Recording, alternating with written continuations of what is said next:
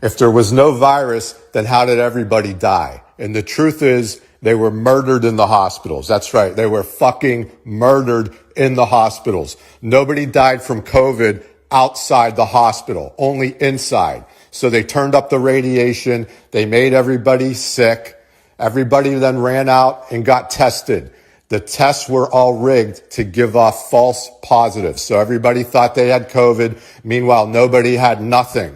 The people with the weaker immune systems, the older folk, ended up in the hospital. Once they were in the hospital, they were intentionally given bad medication that made them worse, to the point they had to get put on a ventilator, and then the ventilator fucking killed them. And that's what they did. They fucking murdered everybody in the hospitals. Your grandparents, your friends, your family, they were fucking murdered by these fucking cunt motherfuckers. This cunt motherfucker right here and all these fucking cunt motherfuckers, they're all in on it. It's a one world government. The whole world got bent over and fucked right up its ass by these fucking cunt motherfuckers. To be said. Fauci, the media, big pharma, politicians, medical professionals, and governments around the world colluded to create the biggest fear-mongering psyop of our generation.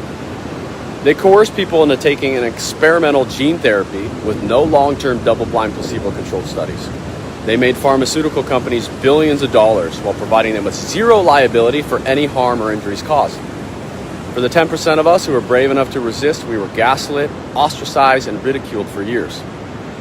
Let me make my position very clear. I'm for free speech, personal agency, and medical consent. I'm strongly against coercion of any kind, full stop. We now know there's data published in the public medical journals on increasing cancer, stroke, autoimmune disorders, paralysis, cardiovascular issues, and death. Along with that, there's data on the effects of lockdowns, masks, school closures, and even the decision to close beaches in California when people were simply trying to get outside, be in nature, get in the sunlight, some of the best things you can do for your health. They also told us that once you got the vaccine, you wouldn't get COVID or transmit it, which turned out to also be not true.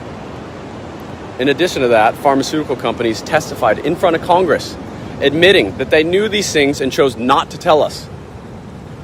Guys, where did all the trust and race to defend Fauci right now is objectively hilarious because what are you defending? Fauci himself admitted that the 6-foot social distancing rule was made up, that masking was ineffective, that children were not at risk, while simultaneously bragging about getting the schools shut down, which led to learning delays, developmental delays, speech delays, a mental health crisis for our youth. Did you know that during that period of COVID, there were more youth suicides than COVID deaths?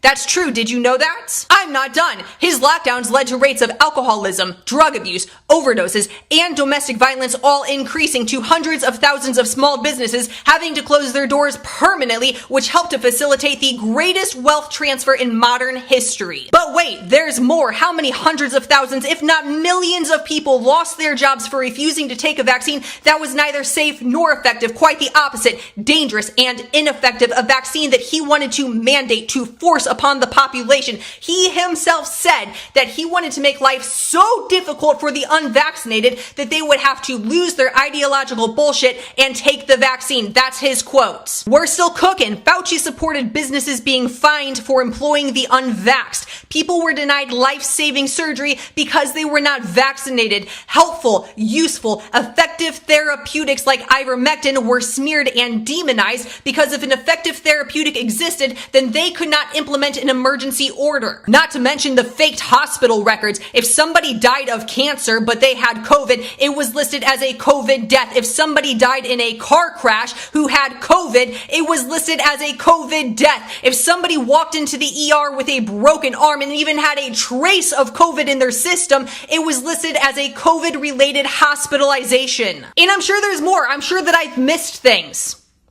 What are you defending? Individuals, they find it for the first time. And they found multiple micro scars in their heart.